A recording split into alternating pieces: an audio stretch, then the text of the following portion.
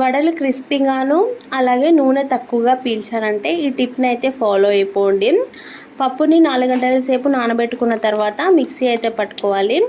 ఇంకా ఈ పిండిని అయితే ఒకే డైరెక్షన్లో 3 to 4 మినిట్స్ వరకు అయితే కలుపుకోవాలి. ఇలా కలుపుకున్న తర్వాత ఒక గిన్నెలో వాటర్ పోసుకొని కొంచెం పిండి ముద్దనే వేస్తే పైకి అయితే తేలాలి. ఇంకా మిక్సీ పట్టుకున్న పిండిని అయితే 2 అవర్స్ పాటు ఫ్రిడ్జ్లో పెట్టుకున్న తర్వాత వడలు అయితే వేసుకోవాలి. అలా చేస్తే పిండి నూనె అస్సలు పీల్చేయి వడలు.